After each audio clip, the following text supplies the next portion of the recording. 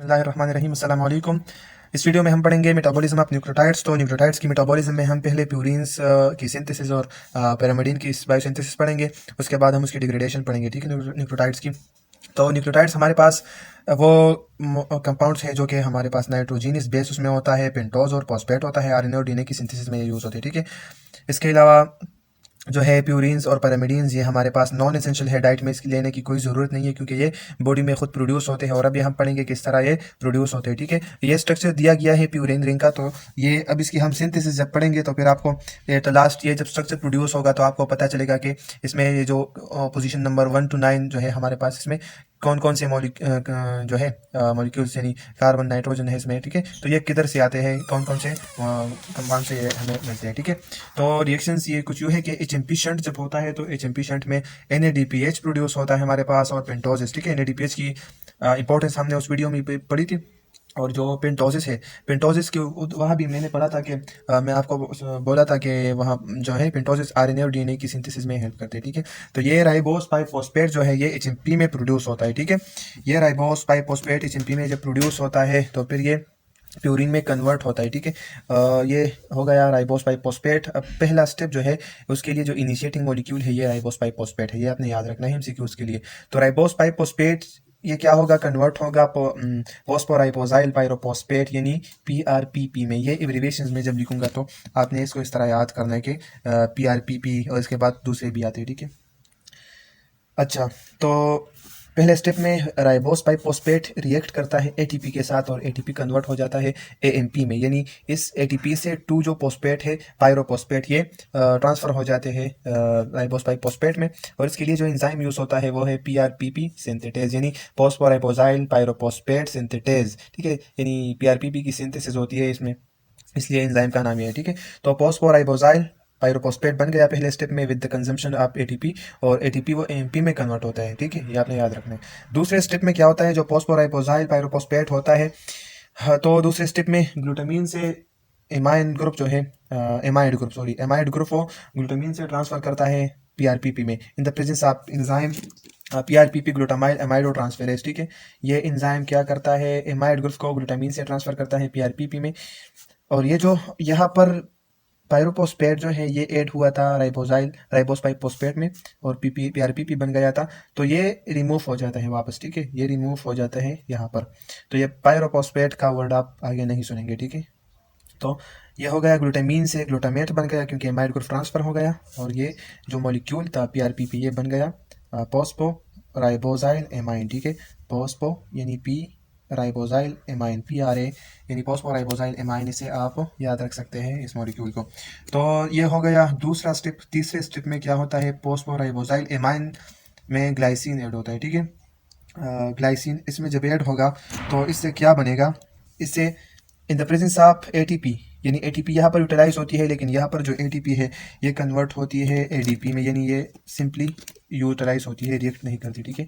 तो यह हो गया एटीपी कन्वर्ट हो गया एडीपी में, ग्लाइसिन ऐड हो गया पीआरए में in the presence of synthetase, ठीक है।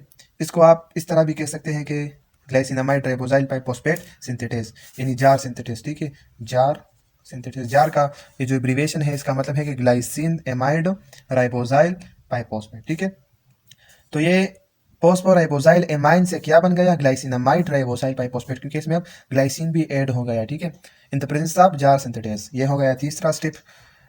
4 नंबर स्टेप में ऐसा होता है कि ग्लाइसिनामाइड राइबोजाइल पाइफॉस्फेट यानी जार पाइफॉस्फेट इसको हम सिंपली कह सकते हैं, ठीक है।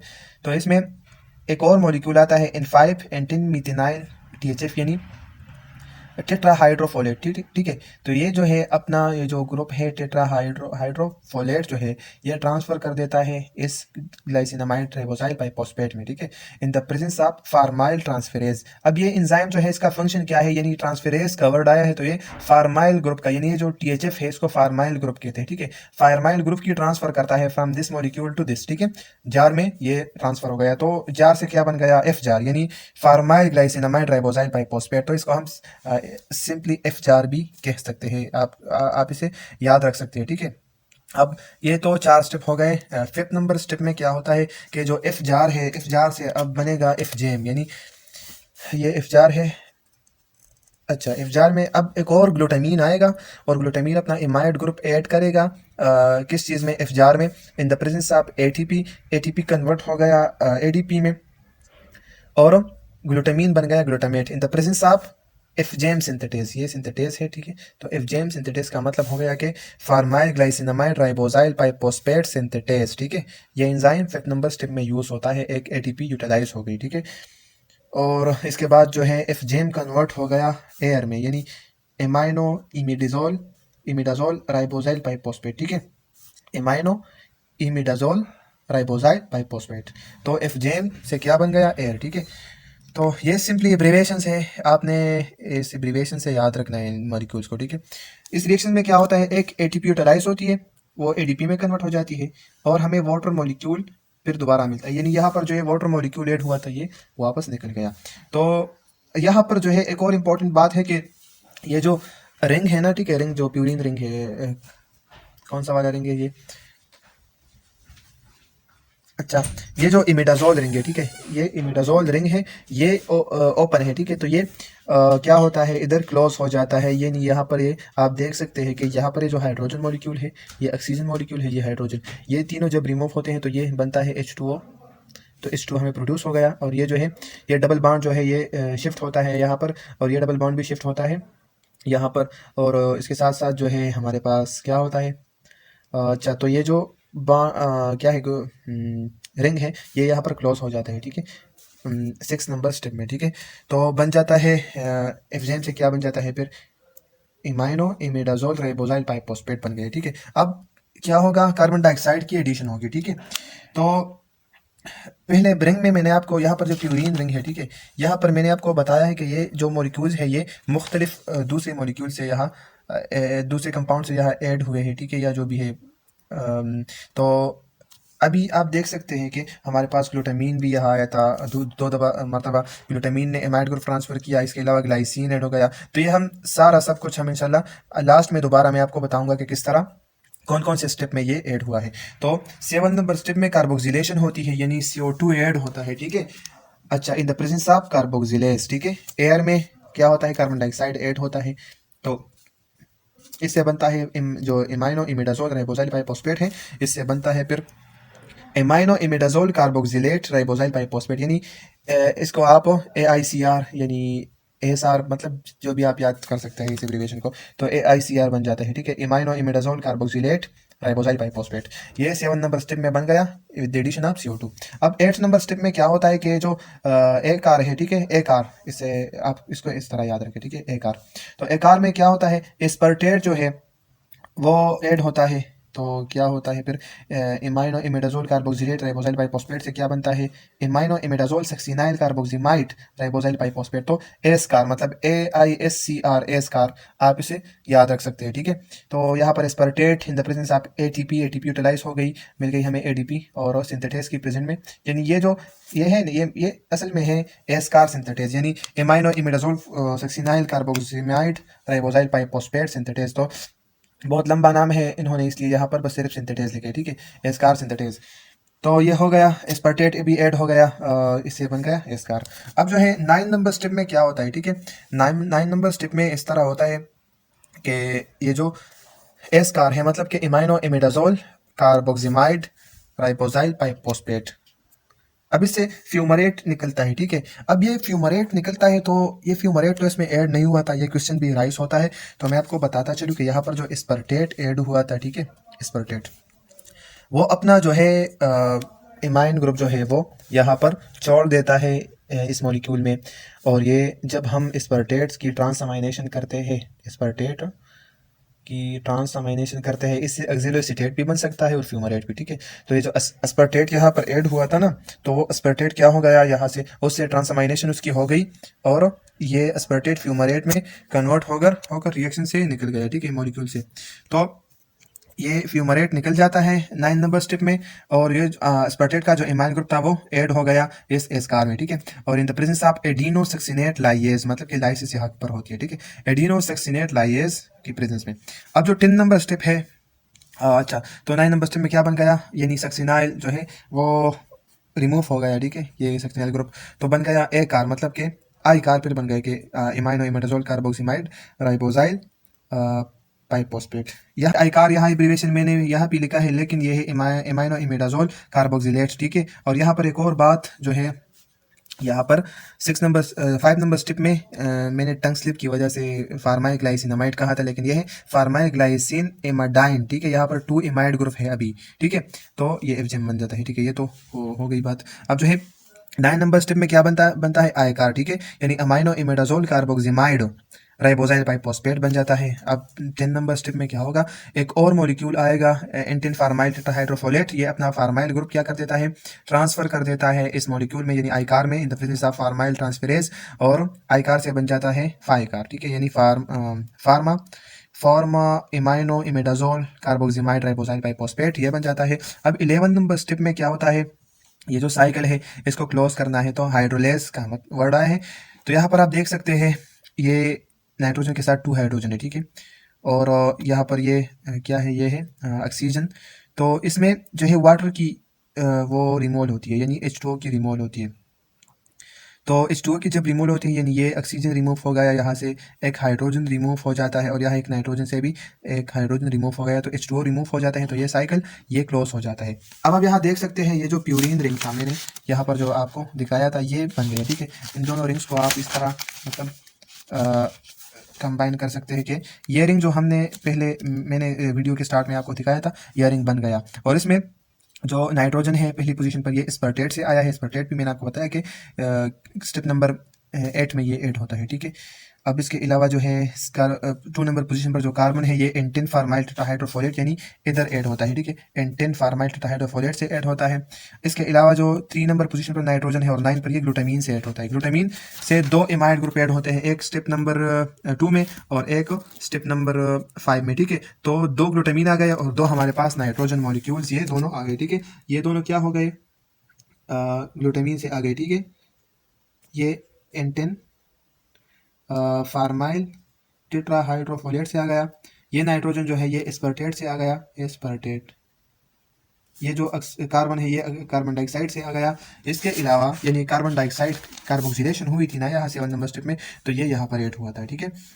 इसके अलावा जो है ये जो नाइट्रोजन है 7 नंबर पोजीशन पर, ये ग्लाइसिन से आ गया, ठीक है, ग्लाइसिन। जो कार्बन है पोजीशन नंबर 8 पर, ये भी एंटिन मिथाइल टेट्राहाइड्रोफोलेट। तो इसी तरह इन सारे मॉलिक्यूल से ये एडिशन होती है इसमें, ठीक है।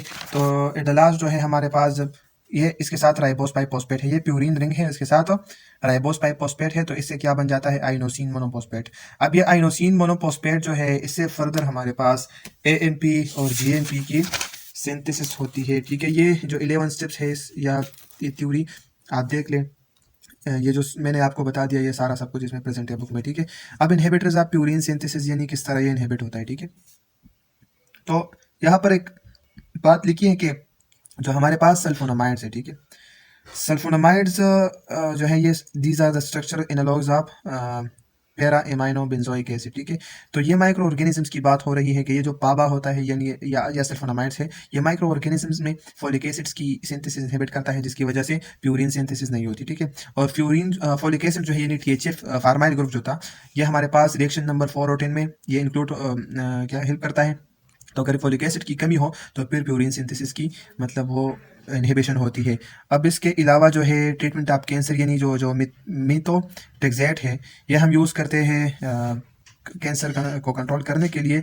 ये भी फोलिक एसिड को क्या करता है, कम करता है, इसकी मतलब इनहिबिशन करता है, जिसकी वजह से ये प्यूरिन सिंथेसिस इनहिबिट हो जाती है। अब synthesis of AMP and GMP from IMP, इस रिएक्शन को आप देख ले, ये आइनोसिन मोनोपोस्पेट जो था ये हमारे पास बन गया किस चीज़ में, इस पहली रिएक्शन में जो मैंने आपको समझा दिया। तो अब इस IMP से क्या बनेगा, इससे GMP और AMP किस तरह बनेगा। तो 2 तरह की रिएक्शंस होते हैं, या तो IMP से क्या बनता है, या तो इससे AMP बनेगी या GMP बनेगी। तो अगर AMP बनेगी तो इस तरह होगा कि एस्पर्टेट क्या होगा, इसके साथ ऐड होगा इन द प्रेजेंस ऑफ GTP, ठीक है, GTP यूटिलाइज होगा, एस्पर्टेट इसके साथ ऐड हो जाएगा। और कौन सी एंजाइम्स की प्रेजेंस में होगा, एडिनाइल सक्सिनेट सिंथेटेज, ठीक है, ये एंजाइम है एडिनाइल सक्सिनेट सिंथेटेज।